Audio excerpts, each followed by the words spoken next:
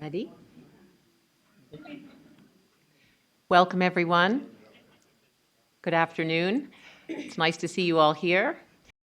Dr. Sally Blair, Senior Director of Fellowship Programs at the National Democracy. On behalf of NED's International Forum for Democratic Studies, it is my pleasure to welcome you today to our presentation, Too Scared to Post, Freedom of Expression under Ethiopia's Anti-Terrorism Law, featuring Reagan-Fussell Democracy Fellow Simegnish Mengesha. We are also delighted to have with us as a discussant Yohanan Assefa, Program Officer for East and Horn of Africa at the National Endowment for Democracy. Funded by the U.S. Congress, the Reagan-Fussell Democracy Fellows Program hosts some of the world's most dedicated democracy activists, scholars, and journalists to conduct independent research projects here at NED. Now in our 14th year, it has hosted more than 240 fellows from over 90 countries since its founding in 2001. Within this remarkable, our speaker today stands out for her courageous commitment to democracy and human rights in Ethiopia.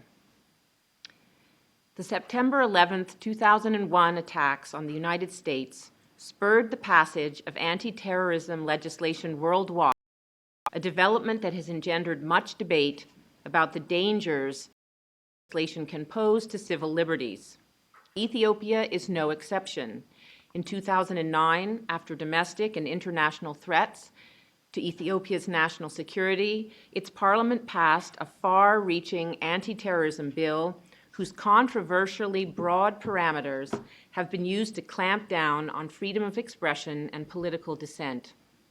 Despite an international outcry, the Ethiopian government continues to employ the sweeping anti-terror laws to crack down on journalists critical of the regime.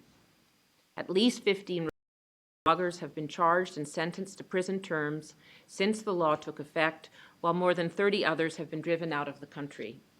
In her presentation, she analyzed the origins of the anti-terrorism law and its harsh effects on Ethiopian media, focusing on new media and highlighting cases of journalists directly affected by the law. Mengesha is a seasoned journalist, media consultant, and translator, most recently as director of the Ethiopian Environment Association. An outspoken advocate for freedom of expression, she has worked extensively with foreign news services, including the Wall Street Journal, Voice of America, and the BBC, partnering with the international media to highlight stories the Ethiopian government would rather leave uncovered. In 2005, she began working with the Sub-Saharan Informer and covered the political unrest following Ethiopia's national elections that year. In 2012, she assisted U.S. photojournalist Stephanie Sinclair and the United Nations Population Fund in producing the award-winning documentary Too Young to Wed. On Press Freedom Day 2015, Lily conducted an interview and press conference with President Barack Obama, at which she highlighted the plight of Ethiopian journalism. Yohanan Assefa is NED's Program Officer for East and Horn of Africa, overseeing programs in Uganda. At NED, she analyzes developments in Africa, identifies challenges and opportunities for democratic consolidation, and assists local civil society organizations who are working to promote democracy and human rights. I'm also proud to add that she got her start at NED as a research associate in the Reagan-Fussell Democracy Fellows Program.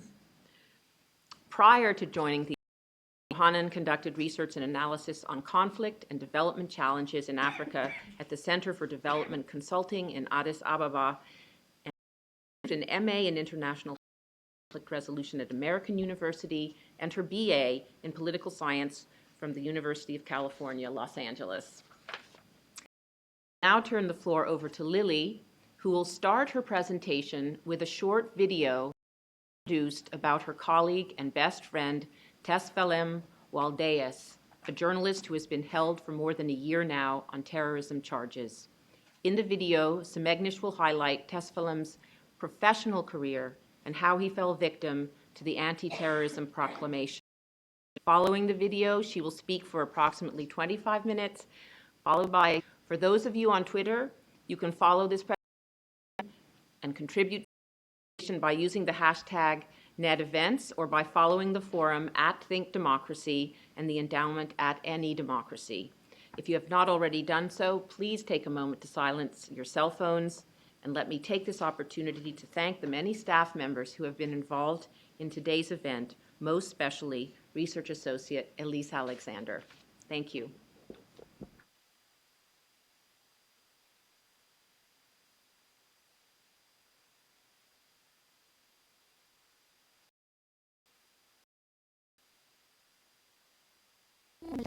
Was only built when he first spoke to Ethiopian independent paper in 2004. His dedication impressed his supervisors really community to hire right after graduation. Since then, his writings were always well-researched, detailed, and written with flow. He was one of the founders of Anti-Terrorism newspaper, analytical paper that closed after its editors were prosecuted. This film also worked with a number of... Sorry about that. We will take it one more time from the top.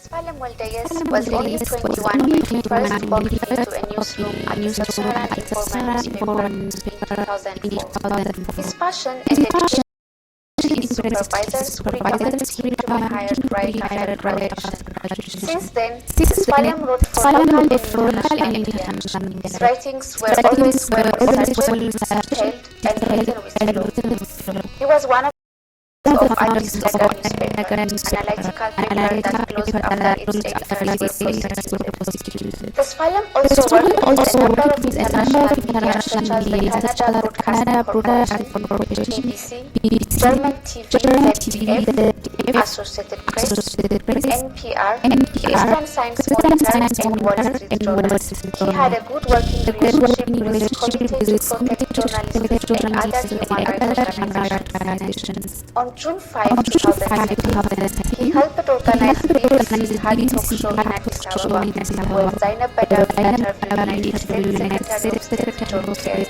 This was the event where the Secretary of State killed one of the Zulmai bloggers, Nathaniel Falaga, who is now in jail. This film, together with other two journalists like bloggers, were jailed a year ago on April 25, 2014. He and his colleagues were first accused of working with international human rights organizations digital security. When such accusations did not make sense and backfired the charge terrorism accusing them of having excused political organizations such as Gabon 7 and OLF, the Ethiopian government claims are terrorism groups. He has been in prison since then, going through endless quotations. This film is not a this film is a journalist, and he hopes that it will set him free, because journalism is not a crime.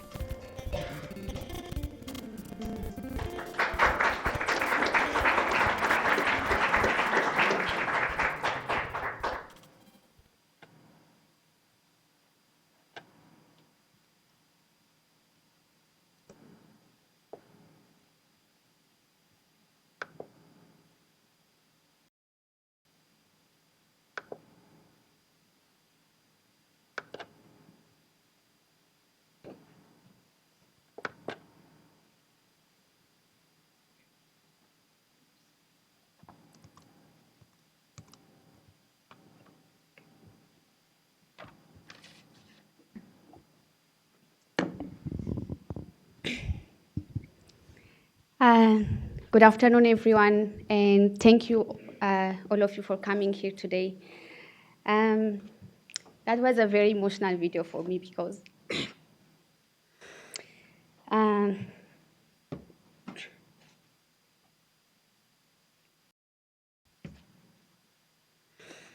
Tasfalam and I knew each other for more than 10 years, not only because we are colleagues, but we were very best friends. And the news to the most shocking moment of my life.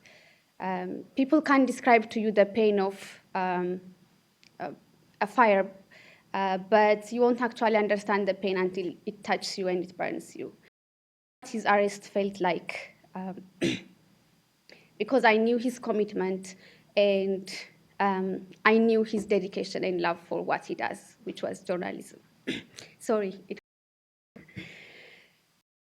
After his arrest, because we are friends, me and my other friend, who is also in exile here, and she's here, we used to go to prison every day. Okay.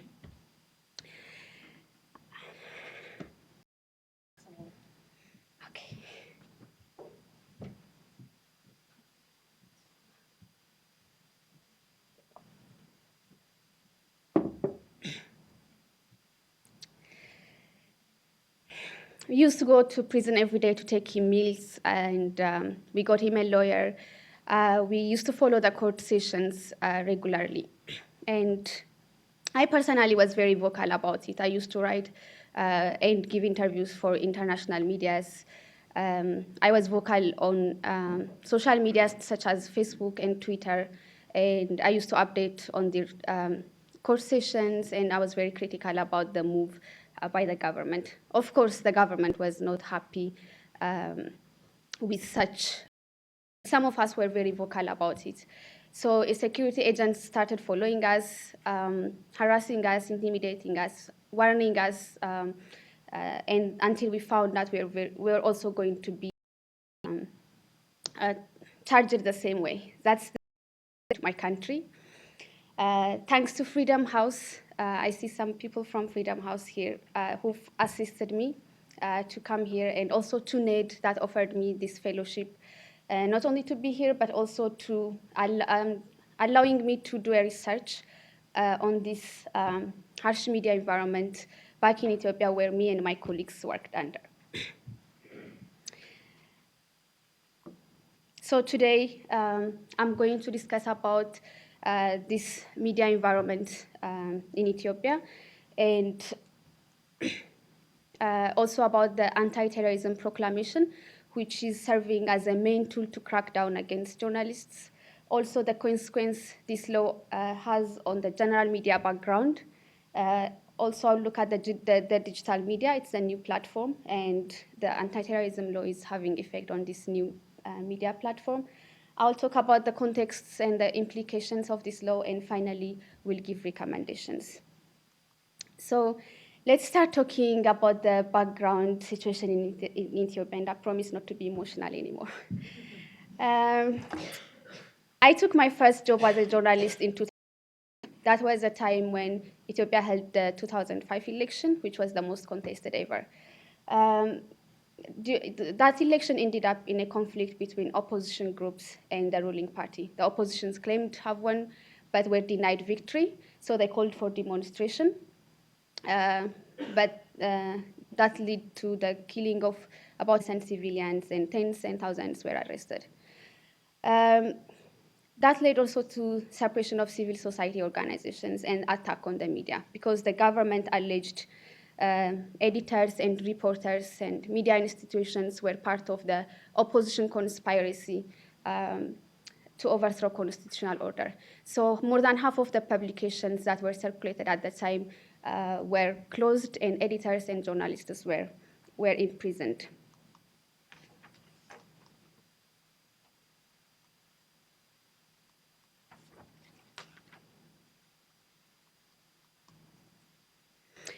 Okay, so measure taken by the government is the media law was amended. That is after the 2005 election. Then they came up with new civil society and NGO law, and they also adopted the anti-terrorism law.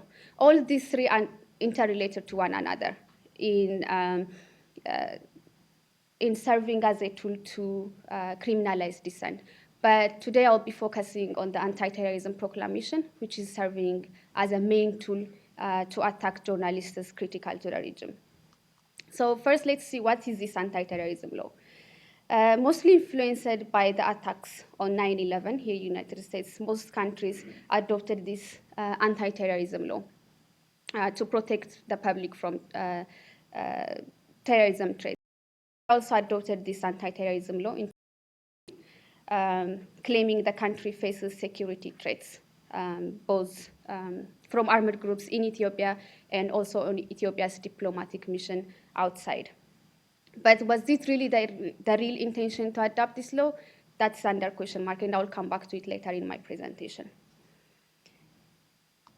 But first, let's look at the criticisms of this anti-terrorism law. What makes this law repressive against freedom? Ethiopia has a constitution that guarantees freedom of expression, but this law specifically breaches this right first by giving broad and ambiguous definition of terrorism, which is being used to criminalize non-violent political and various other activities that should not be as terrorist. Also, the definition of terrorist acts, which you are seeing on the screen, permits the government to repress a wide range of freedoms that are internationally protected. This definition of terrorist act made it easy for the government to crack down on political dissent, including peaceful political demonstrations, public criticisms of government policy that are deemed to be supportive of opposition groups. It also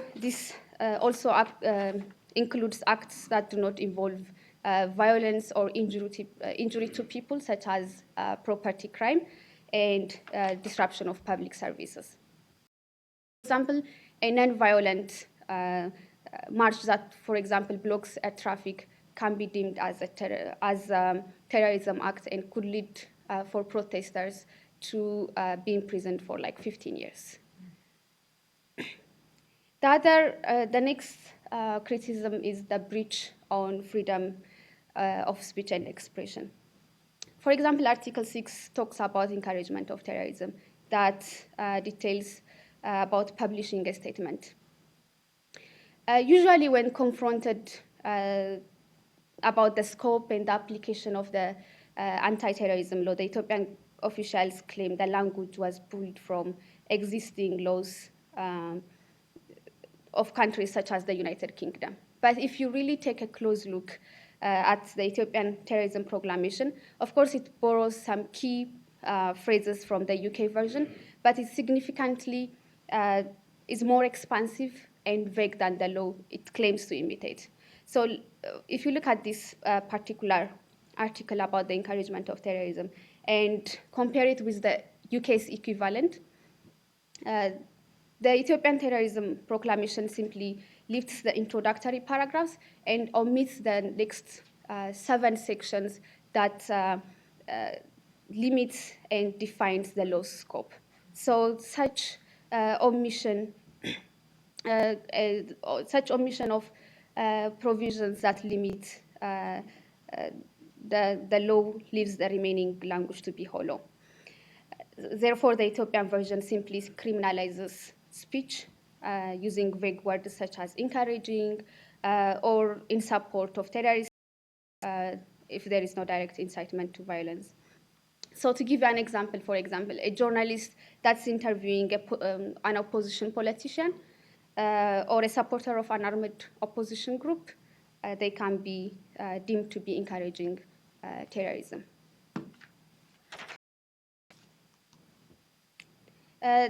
Another is the expansion of police powers. The Anti-Terrorism Proclamation, if you look at Article 14, allows intelligence service to intercept or conduct surveillance on telephone, fax, radio, internet, electronic, postal, or similar communications of a person suspected of terrorism. Also, Article 19 says the police may arrest without court warrant any person whom he reasonably suspects to have committed, as provided on the previous article. So even though the Constitution has a real protection, the police and armed forces have repeatedly implicated in arbitrary arrest, incommunicado and torture and other mistreatment of persons in custody. So this expansion of police powers in this anti-terrorism law without any effort to improve protection from further abuses. The other is detention without charge. So Article 20 of the proclamation says, each period given to remand the suspect for investigation shall be a minimum of 28 days, provided, however, the total time shall not exceed a period of 4 months. Using this provision, Ethiopian police routinely detain people without charge for months, and sometimes even ignore judicial orders to release. And being detained without charge for such extended period of time lead to even further abuses in prison. The use of evidence. Article 23 lists admissible evidences in court. So intelligence reports prepared in relation to terrorism, even if the report does not disclose the source or the method it was gathered. Hearsay or indirect evidences, digital or evidences, confessions of a suspect of terrorism in writing, voice recording, video cassette or recorded of any mechanical or electronic devices are admissible as an evidence. So by making intelligence reports admissible, for example, the law effectively allows evidence obtained under torture admissible. So for example, if we take the case of the 9 bloggers and journalists, they were kept in prison for almost 3 months without any charge, before a proper charge was made. And during this time, they had gone through a very harsh investigation. And they were finally forced to sign a confession. And they signed the confession under physical and mental torture they were in the prison. So that confession is being used against them as an evidence. They were not allowed to have visitors for the first few weeks until the proper charge was made and they were moved to a different prison center. And their emails, phone calls, social media activities were intercepted, and it's their actual products, the writings that which was on their blog page that's being used as an evidence against them. So what is the consequence, the general consequence on the media? Ethiopia is a leading country in using anti-terrorism law to attack media and also activism in the country. Actually, Ethiopia serves as an example on how the law can be badly applied. Since it was adopted, almost all cases, all charges against the media are under the anti-terrorism law. For example, if you court cases and compare them before 2005, like 2002, 2003, 2004, most of the charges were defamation. So after 2005, around 2005, 2006, the charges were treason, outrage against constitutional order. But in 2009, the anti-terrorism law was adopted. And after that, all the charges except one is under anti-terrorism law. And there are now 18 professional journalists in prison, journalists and bloggers in prison and charged under this anti-terrorism law. Iskender Nega, the person you are seeing on the screen, is a well-known journalist and blogger who is under the anti-terrorism law, is in prison now, sentenced to 18 years of imprisonment. Also, Wibshat Nega, another journalist, charged under the anti-terrorism law, is charged and sentenced to 14 years of imprisonment. Riot Alamu, she's a female columnist. She's charged under the anti-terrorism law and was sentenced to 14 years, which later reduced to 5 years. So all evidence, if you look at all the evidences presented against these journalists, it is their actual writing that's presented as an evidence against them. The other consequence is exile. Reports show in 2014 alone, more than 30 journalists left the country in fear of prosecution and penalty. Also, the closure of media institutions is another consequence. Right after the adoption of the law, the first media to be attacked was Addis Nagar newspaper. It was a very critical newspaper that had a respectable size of readership in the country, but the government felt threatened by them, so was going to prosecute the editors and the journalists, so they had to leave the country. So later, Mesfin Nagash and Abi Taklamariam, the top editors, were sentenced in absentia. Also, a year ago, 6 periodicals and these publishers were closed after they got incitement and dissemination, intending to cause violence, overthrow the constitutional order, to undermine public trust on the government. And after that, many media institutions, they had to close, and journalists had to flee the country in fear of similar prosecutions.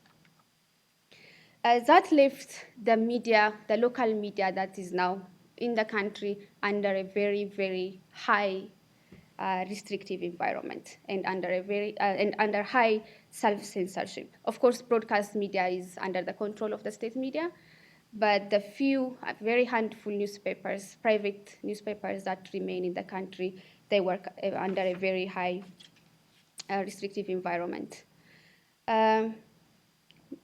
It's not only journalists that are threatened by this law, it's also sources. Sources, individuals, civil society associations, they are scared to talk to the media. No one wants to give interview to the media because they fear they will be associated, like encouraging terrorism. So for that reason now, we don't have not even like 1/4 of the media we used to have 10 years ago. Now let's look at the digital media. Digital media is a very new platform. So the long assumption was this digital media is immune from any challenge the traditional media faces because it's a very small platform and it's recently introduced to the country. Plus, the internet penetration is under 2%. So that was the assumption until about a year ago, the Zone 9 bloggers and the were charged under the Anti-Terrorism Law, and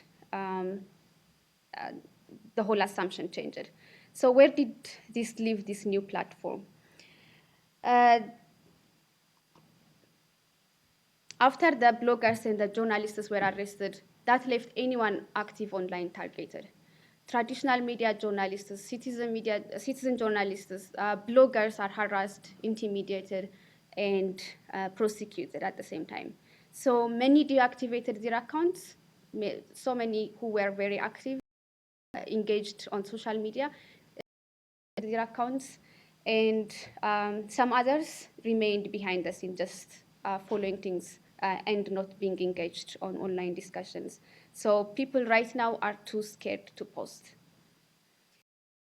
Sources also are scared to communicate through internet because they don't feel safe, and so the flow of information is interrupted. Government slows down the internet, and the government highly invests on surveillance technologies, such as technologies.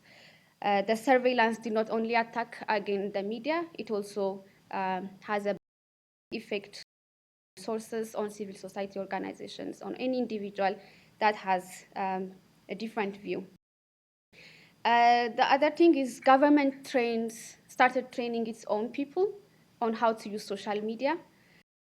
And, I remember before I left the country, 250 were graduated at the same time. And after that, there were different batches getting training on how to use social media and in different social groups to divert discussions and to insert their own propaganda.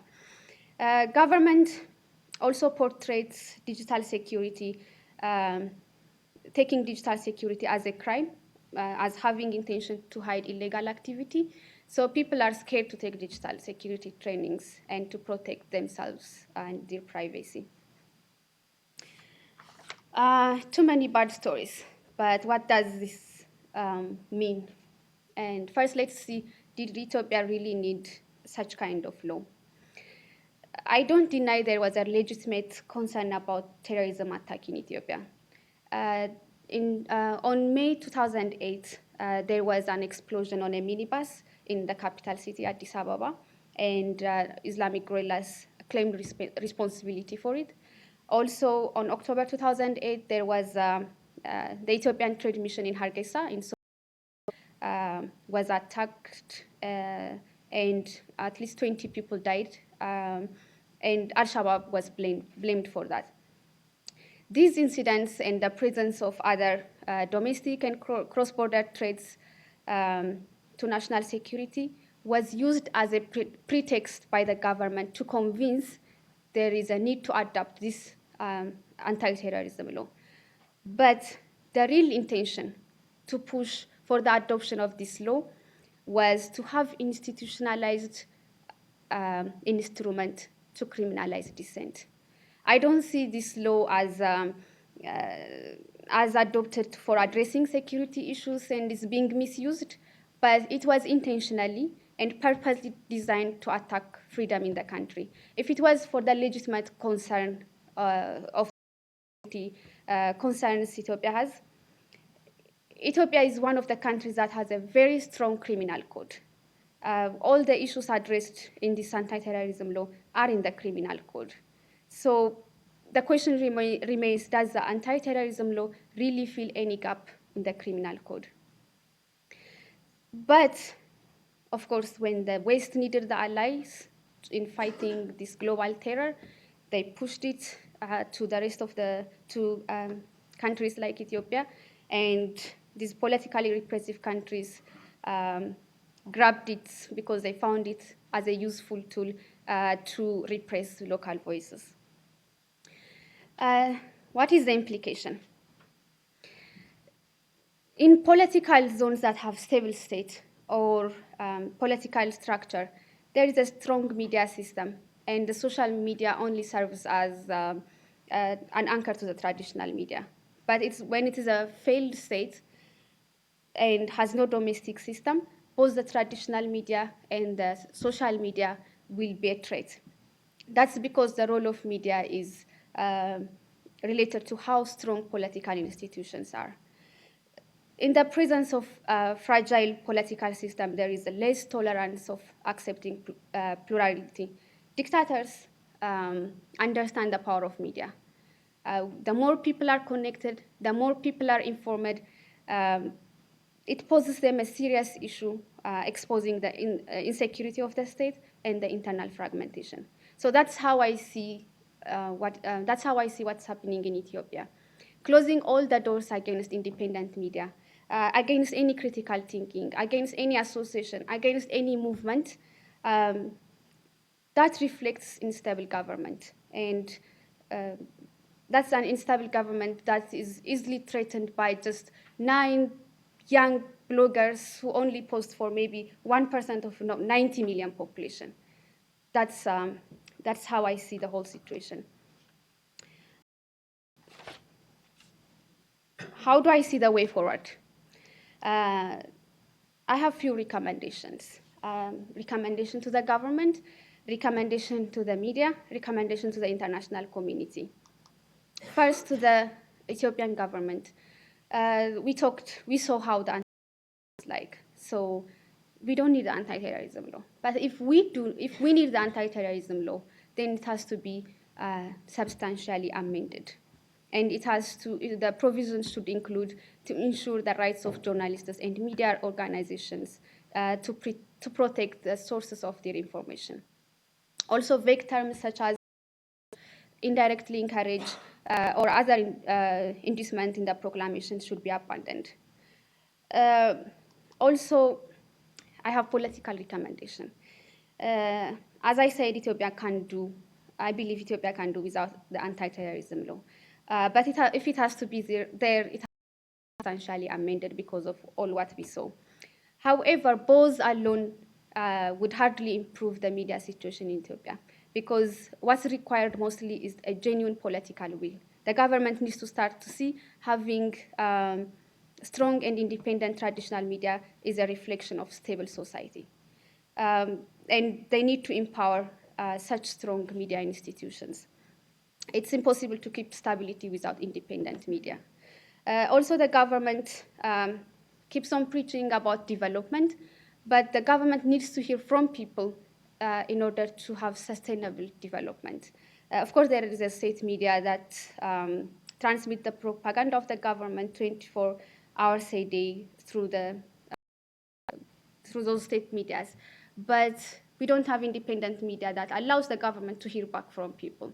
So such development the government claims to advocate is only imposed on people. So that's another recommendation I have. In addition, the government needs to improve the internet service. This is a technology era, and it's impossible to continue developing excluding the global era. So we need the internet. So the government needs to improve the access to internet, expand the coverage, and make it cheaper. And what about the media? The media also needs to start diverging coverage. Of course, I believe it's important to cover political issues, to promote political discussions, but it's equally important to cover important social and economic issues that go directly to the lives of the people on the ground. Also now digital media is a new platform, and due to heavy restriction on the traditional media, many are moving to the internet to get information. So the media can make use of this available landscape. Lastly, the media professionals engaging on social media.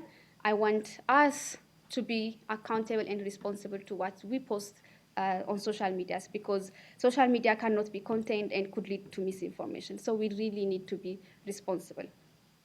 What about the international community?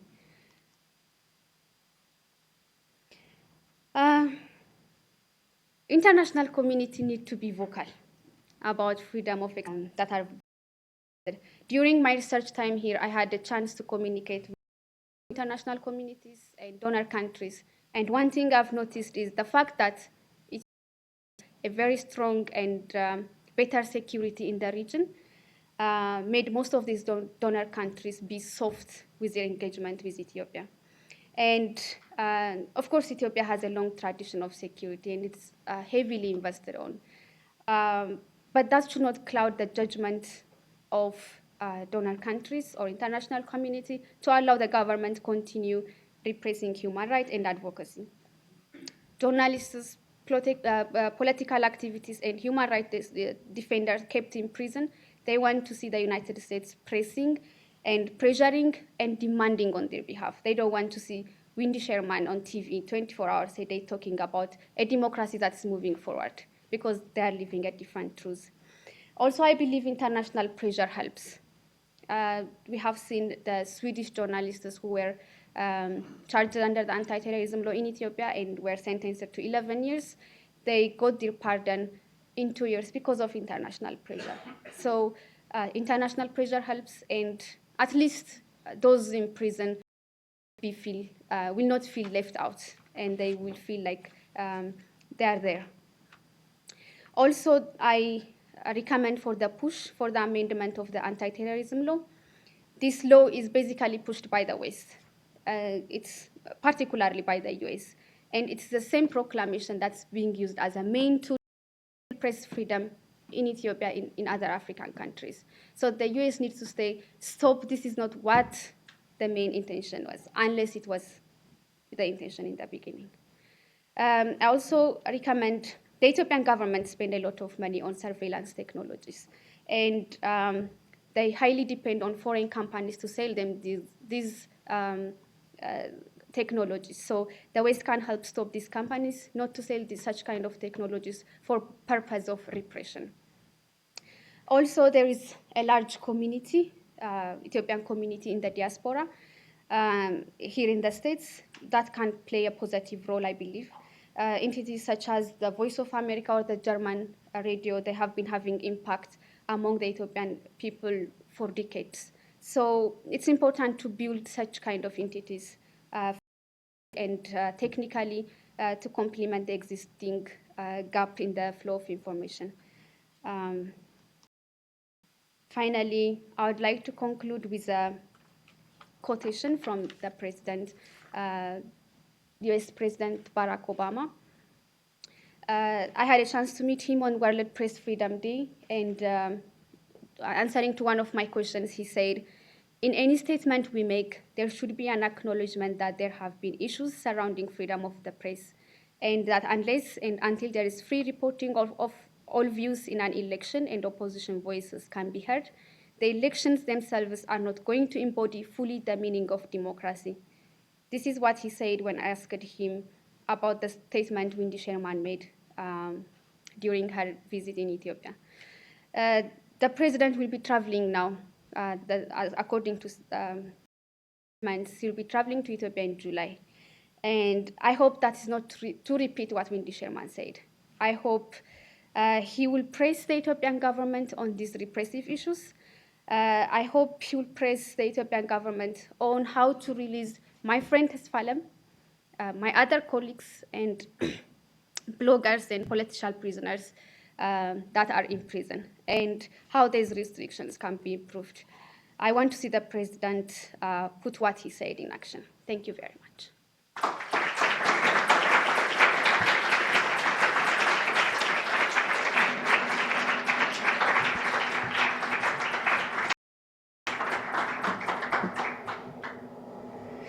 Thank you, Lily, for that strong and eloquent presentation. I will now turn the floor over to Yohanan Assefa. Thank you, Yohanan.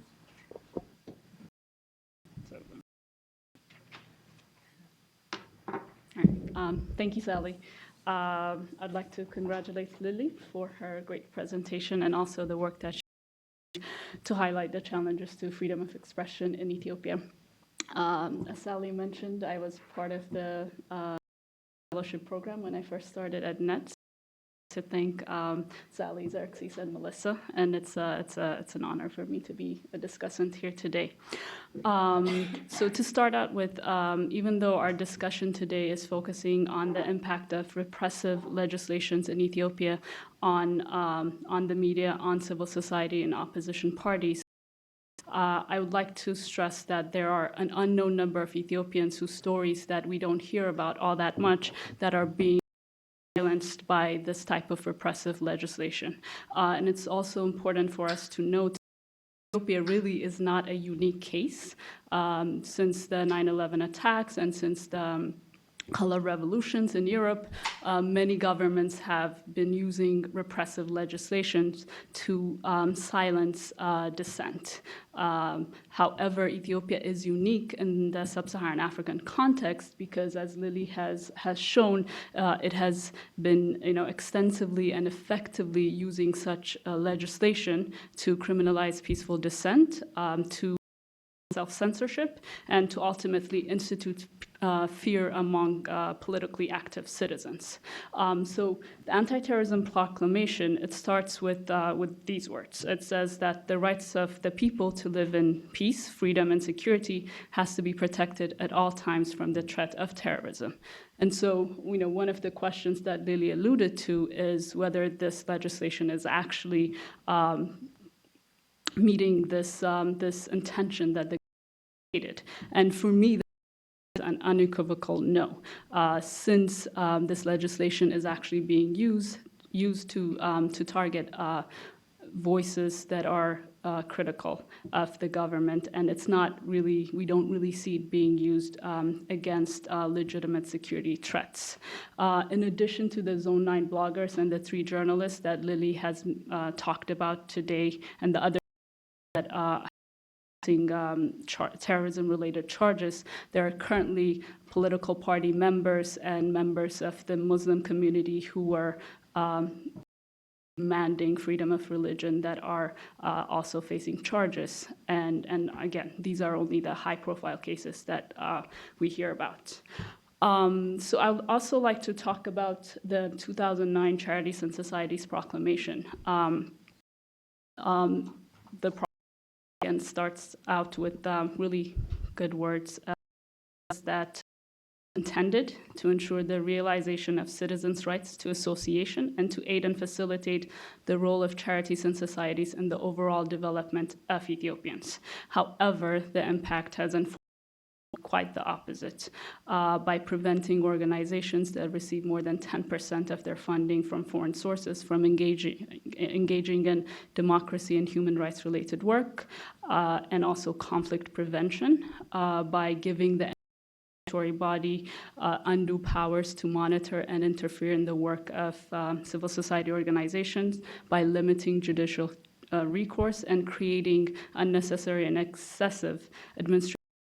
This law has had a really dramatic and negative impact on the NGO sector in Ethiopia.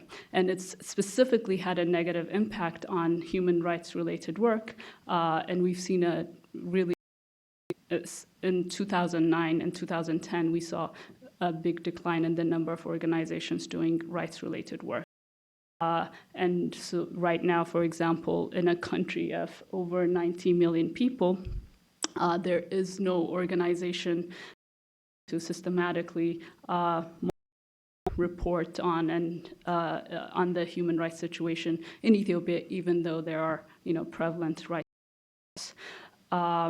There's also no organization coming to the recent elections that Ethiopia has had.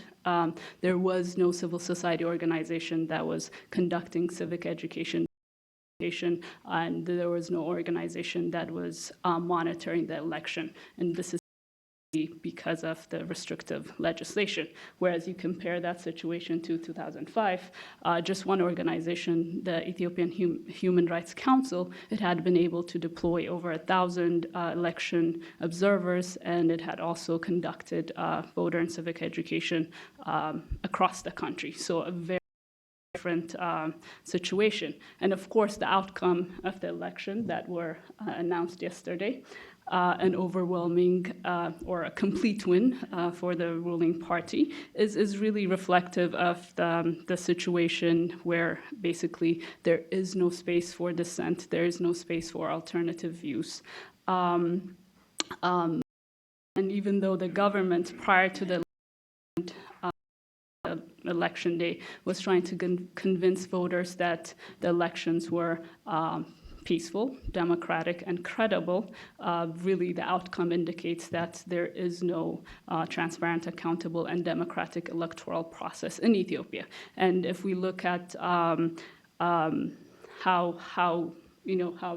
the things were run before the election, there were several incidences that made it an unlevel playing field for the opposition. So we had the courts being used to lodge terrorism-related charges against opposition party members and supporters. We had the state media campaign messages, some campaign messages of opposition party. We had the security apparatus intimidating and harassing opposition party members and supporters. And we also had the National Electoral Board that was meddling in internal affairs of opposition parties. And of course, in addition to using the ruling party, was also using a network that is referred to as 1 to 5, which a lot of people who will know about. It's basically a grassroots mobilizing mechanism that is mobilize farmers, students, civil servants, different sectors of the society. It was using this this informal network to basically ensure an overwhelming win. And this is all, of course, to the detriment of multi-party democracy in Ethiopia. So as Lily said, the challenges in Ethiopia to democracy are immense, and they're very difficult, but there's still some room to have positive contribution. And I will reinforce Lily's point that it is really the international community to stand in solidarity with prisoners of conscience in Ethiopia and to continue to pressure the Ethiopian government to amend the Anti-Terrorism Proclamation, to amend the Charities and Societies Proclamation, to amend the media law. I will also add that it is really critical for the remaining organizations and media institutions to stand in solidarity with one another and to support each other and to speak with a united voice against legislations. My other and I know this will prove difficult, but I think it's important for Ethiopian civil society organizations to really explore opportunities for domestic philanthropy, to work on building local constituencies, and to mobilize volunteers that in the long term they can build a domestic coalition for change. With international donors,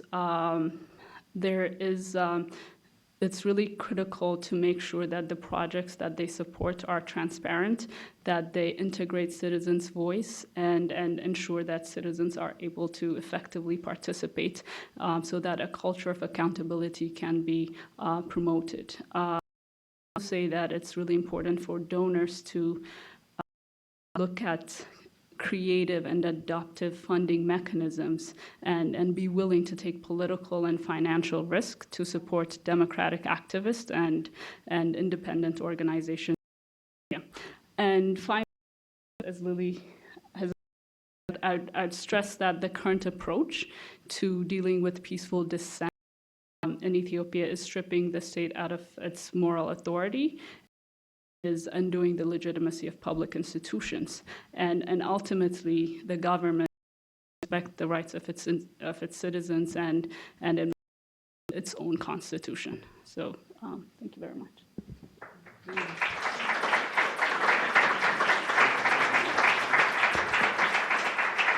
Thank you, Yohanan. And now I'm even more proud to have gotten you your start at NED. Very well said. We now have about half an hour for Q&A. We have a microphone that will come your way if you could identify yourself. We have questions. We have one right here, Tidiane.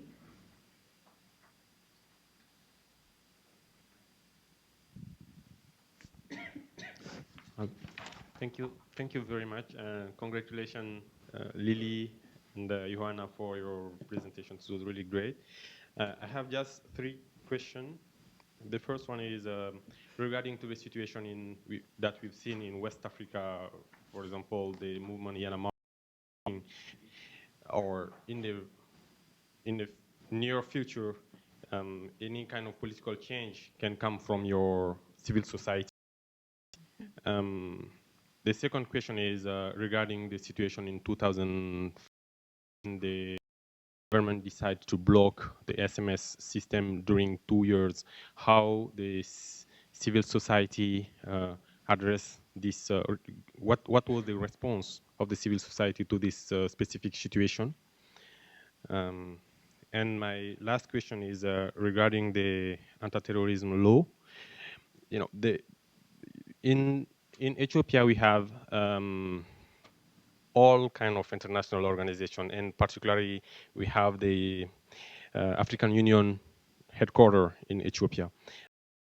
What was or what is the interpretation of this law from those international organizations, and what kind of action done regarding to this law? Thank you very much. Thank you. That was Tidiane Togola, one of our fellows from Mali. So Tidiane, 3 questions. Why don't we take them? Lily, would you like to answer first? And then I think the first question is, do you see politics? I mean, we just had our election in May, a few weeks ago.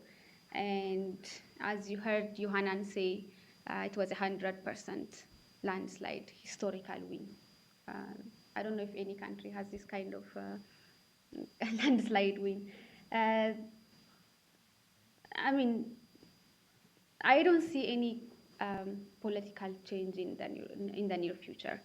But about everything we talked about lies on the current ruling party to make to make the suggestions and to have the political will and to see that the current way of doing things, keeping repressing civil society or media or any kind of dissent will not take them far, because locally and internationally, I believe it will backfire. I don't think this will go, this will take them as far as they want to. So I hope they will themselves and try to reconsider and bring change within themselves. But other than that, I don't see any political change right now. And Ethiopia, yes, Addis Ababa is, yes, it's a seat for national organizations like the African Union and the UN, but they're just there. I mean, only electoral observation for this coming, for the and no other independent body was there to observe the election. No US was allowed to observe, only AU, but AU did not say anything. AU said what we were state medias. So I mean, I don't see these organizations doing anything, and I don't expect them. I expect things to come from ourselves. We are the ones who are living under this repression, and we are the ones who need to mobilize ourselves and bring the change we want. I'll leave the question to Johanna. I mean, I think in terms of the what the international community has said regarding the Anti-Terrorism Proclamation. I mean, there are some bodies within the UN, for example, the UN Working Group on Arbitrary Detention, that has talked about Iskender Naga's case, and that has said that he should be released. There's also the African Court of Human and People's Rights that has a proclamation. So there are some bodies that have highlighted the problems with this legislation, but it hasn't really forced the Ethiopian government to make any changes. And so, I mean, I think, as Lily said, ultimately the change in terms of in the short term, especially after coming out of election where the ruling party won all the seats, which is basically indicating that the status quo will continue, which is basically saying that there is really no room for dissenting views, for alternative views. If you can't even allow, 10, 20 opposition party members to enter parliament, it's really basically closing any available space. So it's kind of to expect much change in the near term, but I also wouldn't want us to basically give up and say there's really nothing we can't do. I think there are Ethiopians in country and those of us outside can do at the marginal level and make positive contribution. In terms of the aspect, especially regarding the SMS, was blocked in Ethiopia for about after the 2005 election. As far as I know, there wasn't really that much activism around the technology issue. I may be wrong, so Lily can correct me. But I mean, Ethiopian civil society isn't really that tech savvy, so it's not really has been used that much by civil society organizations. But also, I mean, in the post-2005 election period, people had been killed, leaders both from opposition party, but also civil society and from the imprisoned, and there were also thousands of other Ethiopians that had been in prison. So the focus was more on the sort of the broader political situation and trying to get people out of jail. Okay. Other questions? Yes, sir, there. Thank you. I'm Gitacho from Wilson Center as a researcher. First, I would like to congratulate Lily and Jonathan. My question is basically in relation to the related terrorism activities. Because in your presentation you have showed that especially in 2008 and before there are a lot of tourist activities in Ethiopia, and the government came up with this Anti-Terrorism Proclamation, especially in 2009. And how do you see the success of this Anti-Terrorism Proclamation in halting these activities coming from the Horn of, especially from the neighboring countries like Somalia? Because you know that Ethiopia is a number of unstable countries. So how do you link it, the anti-terrorism invasion? So do you have any comments on whether the law is actually working on any cross-border infringement and terrorism? Thank you. Yes, I also mentioned on my presentation there were incidents and there are threats. I recognize that. But if you really look at the way this law has been implemented, all the charges under the anti-terrorism law, all the charges we know and have heard of are against political activists, human rights defenders, and media people. It's rarely that it's used for actual people who actually were involved in terrorism activities against the country. And plus, Ethiopia has a very strong security tradition, which is very, very highly invested on.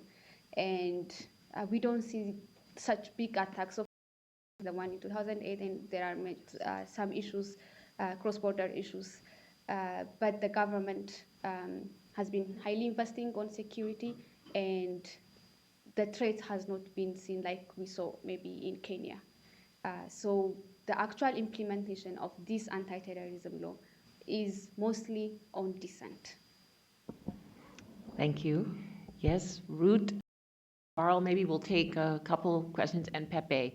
So let's take three together. And my question is related to the last point that you just said. I am also a fellow at NED, Rudiament. And could you explain a little more this National Intelligence Security Service, what kind of institution related to the police, to the Ministry of Interior? It was an institution especially created after the law. What kind of relation have with the executive? And also, I wanted to explain a little more, because you said that the criminal court was very strong, but if I do not understand bad, it's very strong in support of the official government, not to impart justice. You can explain a little more what is the role of this institution? Pepe? Yeah, congratulations, Lily, on your presentation. I have two. The second one is going to be a little tricky, but the first one is there's a very huge population of Ethiopians in the diaspora, especially here in the DC. What form of organizing or are the people in the diaspora making to effect change back home? The second one is, what kinds of actions or attempts have there been to sort of, call out and stop the sale of these equipments, these surveillance equipment to Ethiopia? Thank you. And one more from Carl Gershman here. Thank you. In a lot of African countries, Kenya, Nigeria, and Zimbabwe, corruption is an enormous problem, and the leaders have billions and billions of dollars in foreign banks in the United States and in Europe. Does that same phenomenon exist in Ethiopia? And might that be one of the reasons why they try to restrict independent journalism, which might look into that kind of a problem? Do you have of corruption in Ethiopia? Thank you. We've got some big questions on the table. Lily, would you go first? Thank you very much. Maybe I'll start with the question from Carl. Like any other African countries, corruption is one of a huge problem at the government level, at individual, at private institutions is one of the big challenges. And of course, corruption is one of the areas which would have been closed if we had independent media. But because we don't have we don't hear such stories, so we don't appear. We have been silenced, so we don't. We have been focusing on the broader issues of the issues on the ground that, such as corruption. So yes, I would say yes. It's one of the reasons probably why the government does not want to have independent media. A question from Pepe about what the diaspora is doing here in the United States. I mean, there are different. I mean, there is a big, huge Ethiopian community in the United States. There are big investors. There are big companies. There are institutions. There are associations that are very concerned in what's happening in Ethiopia. There are diaspora political supporters who try to support opposition groups who would like to bring change. It's the diaspora basically that support these institutions, political, for example, political organizations, because otherwise financially they wouldn't have been able to survive if it was not for the diaspora community. If you come to the media, also there are so many entities that are trying to fill the gap, like I mentioned, of course, the VOA is a government-funded organizations like ISA. There are organizations that are trying now to come to the digital, organizing themselves and trying to use the available space, fill the gap of this information flow. So there are movements, there are resources, there are capacities here in the diaspora. When it comes to actions to stop selling equipment, of course there are international communities like, for example, the Freedom on the Net or Freedom House or Amnesty that criticize this kind of selling surveillance technologies to repressive countries like Ethiopia. But of actual change, like making them stop selling these equipments, I mean, these companies are independent companies, and I don't know to what extent these small voices would bring change, but as a country level, I think there can be made an impact. Maybe I'll let Yohanan, I don't know how much. I would just add in terms of the diaspora, I mean, we have a politically active diaspora, and in fact, the DC area has the largest Ethiopian population outside of Ethiopia. So there is a large number of people that are outside of the country that are based here, and that do try to highlight the lack of democracy in Ethiopia, the human rights abuses in Ethiopia. But I think there is, more that we can do, especially in terms of engaging in policy processes, strategically conducting strategic advocacy, and sort of link ourselves with human rights organizations and other advocacy organizations that are trying to influence policy and trying to bring about change. I would just add, in terms of in Ethiopia, just as other institutions, it is definitely an institution that is not independent, and it's an institution that has been used by the government to maintain its hold on power. So, I mean, overall, lack independence in Ethiopia, and they're co-opted by the ruling party. Okay, Yes, sir. We'll take 3 more, I think. Well, I see a 4, but we'll start with this gentleman right here. Okay. Thank you. My name is Gazao. I'm from ISAT, Ethiopian Satellite Television. So I just have first I want to congratulate Lily and Yohanan.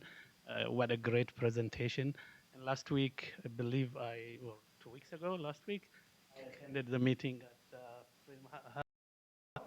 And I, as a US citizen who has lived 35 years in America with 2 teenage daughters, I am so glad that NED and others are interested in Ethiopia. I want to address 3 points. One is Ethiopians do. Ethiopians, people like me particularly, more than lobbying the US different institutions, also support political groups. One of the things we try to do is to break the information monopoly of the TPLF. What we did was we set up the Ethiopian Satellite Television Network. For our effort has been blocked. It has been consistently jammed, not only electronically, politically powerful entities around the world have put pressure on satellite companies for us not to beam into Ethiopia. We were able to break the information monopoly. The other one is the lady raised the issue. TPLF is the current government does not believe in institution. It's basically a communist government. I am from that generation and I know them, and it's also the other thing is Ethiopia is not a normal. Ethiopia is, I mean that in a real sense because it is ethnically very divided. Sir, I just have to ask for you to finish your questions. I have 3 more to go. Okay. The only last point I will say is there will be change in it.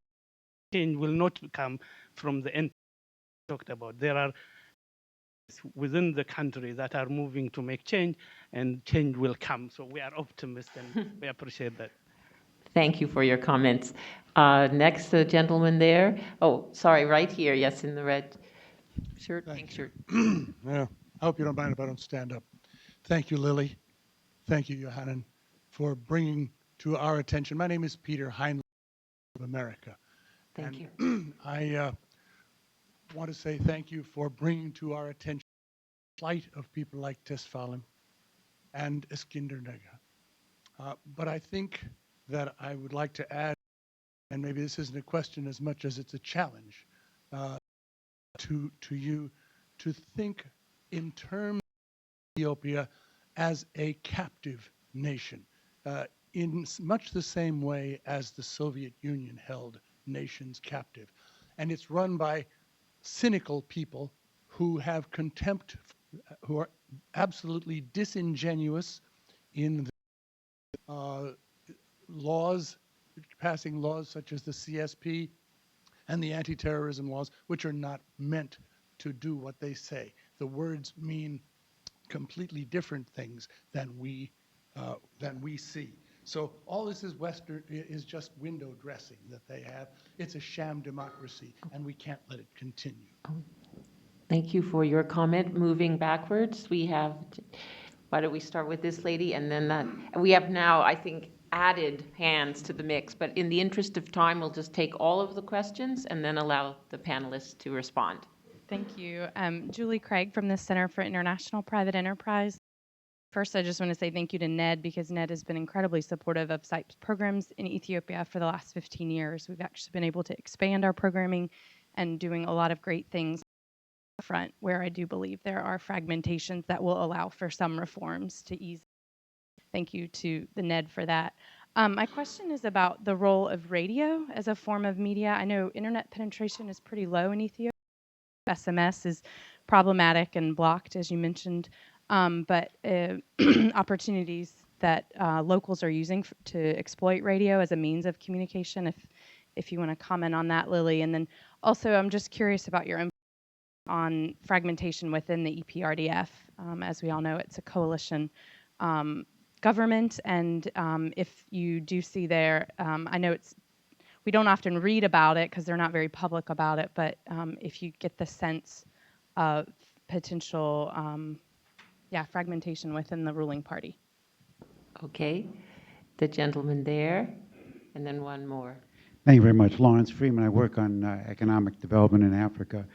When I was in Ethiopia last year, I spoke to everybody I could in the rural and city areas. I don't stay in the well-to-do hotels.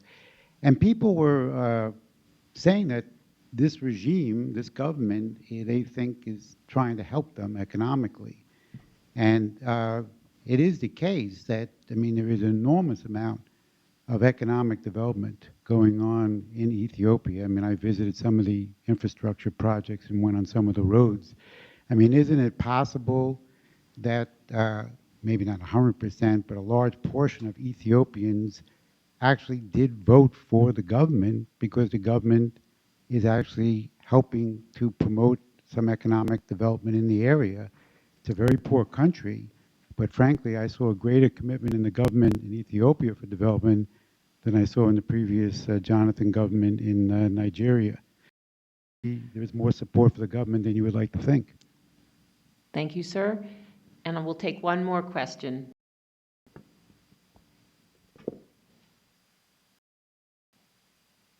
Thank you for squeezing me in. My name is Archana, and I wanted to thank Lily and Yohanan for your remarks, and especially Lily for sharing her story of her friend and colleague, Tess Falam.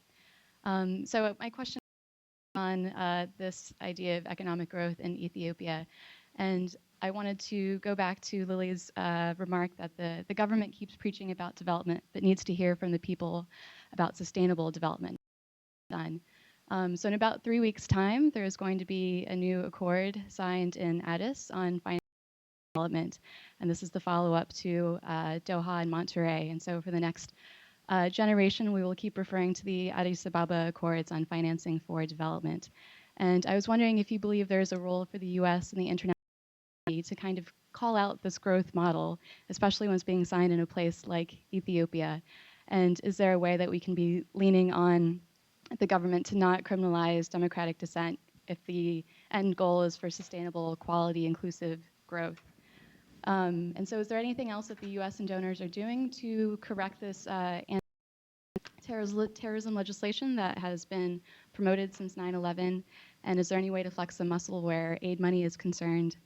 Or I guess maybe the greater question, is there a carrot big enough that's dangling that the U.S. and the international community can use to stop these pernicious laws from moving forward, especially as we're seeing Kenya, Cambodia, and 90 other countries falling like dominoes in the same way. And so Ethiopia is the case study for everyone to learn from.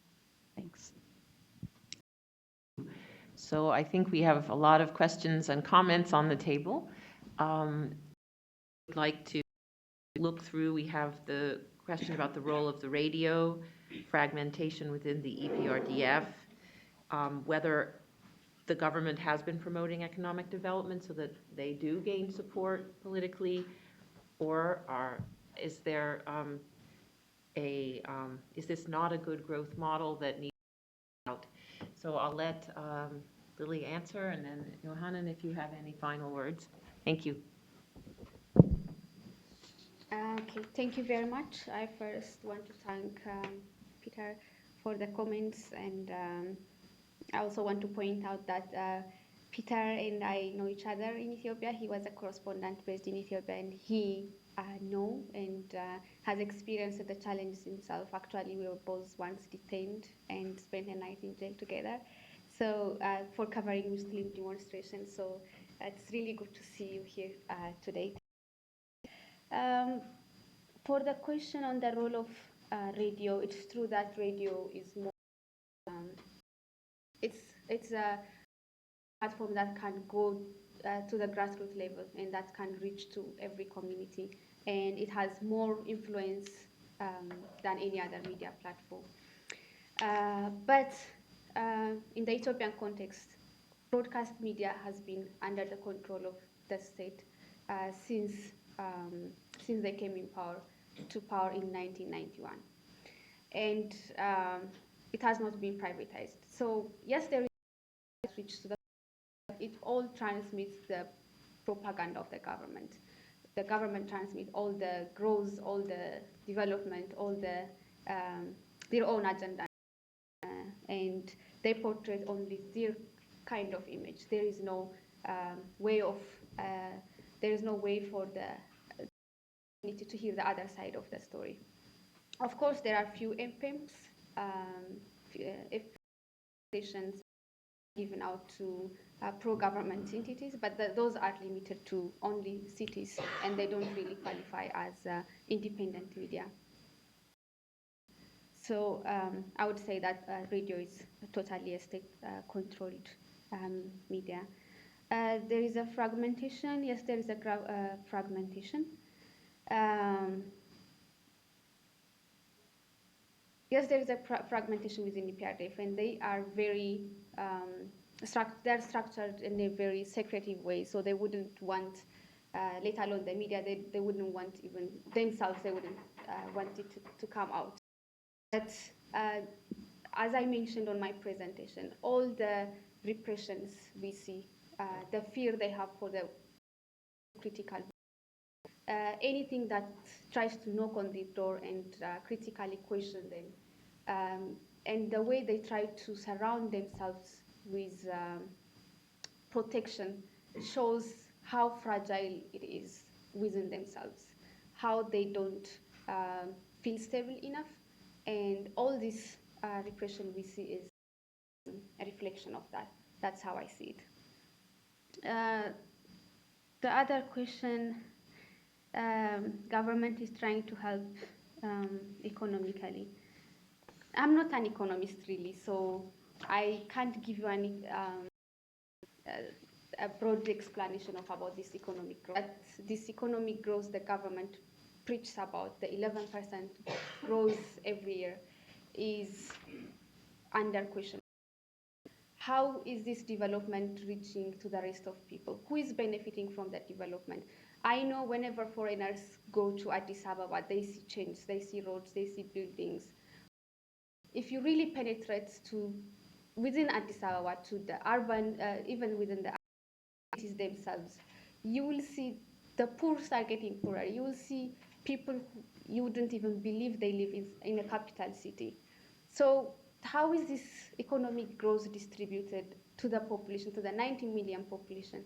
And if you go outside, 85% of Ethiopian population lives in the rural. If you travel outside the capital cities, the capital city or other few urban cities, the life you see is the life maybe you see during the dark region, and people still live in that poverty. Of course, the use earlier about this 1 to 4 structure where the government tries to give incentives to the put these young people and different communities into a kind of structure and give them incentive and make them feel economically dependent. So, I mean, people feel threatened economically. They feel if they are not loyal to what they have right now, they will lose the small thing they have because it was hard for them to get it. So, and plus the opposition parties, they're not strong enough. They are not strong enough to portray themselves as a perfect kind of solution. So they try to stick to what they know and what they have. So how I see the economic development, and maybe Yohanan can add to it. But maybe the people vote for them. I would understand if maybe the majority vote for them, and okay, it would have been nice. But 100% slide is, I don't think 100% of the 90 million population votes for them, because parties that were running, they were like saying 52 opposition parties were running. At least families of those oppositions would vote for the candidates. What else? Maybe you want. I would just say that, for me personally, I don't deny that there's positive change in Ethiopia, and the country has come a long way. Ethiopia, a lot of, it used to be known internationally as a country that was affected by famine, as a country that was really very poor. I mean, it still is a very poor country, but it's a country that has made progress in terms of meeting some of the Millennium Development and in terms of addressing poverty. But of course, I mean, that is still an ongoing challenge, and there's a lot more that needs to be done. However, I don't think it's an either or. It's, you know, either you have economic development and progress, and then you have to sacrifice democracy and individual freedom or rights, or, you know, you have democracy and then you don't have economic problem. I think, you know, there's room and there's a potential to respect people's rights, to uphold the Constitution, and to basically implement the development goals that Ethiopians want. So I don't think, you know, we're denying that there's change, but rather that there are also issues of human rights and democracy that are critical, and the government needs to basically uphold what the Ethiopian Constitution says. I think with that, we can draw this to a close. I want to thank Yohanan Assefa for her wonderful contributions today, but most especially turn to Lily and say, Lily, you are a terrific combination because you combine careful professionalism and a dedication to your craft with a personal passion that you share with us today. You are a credit to your profession and to your country. So please join me. Thank you.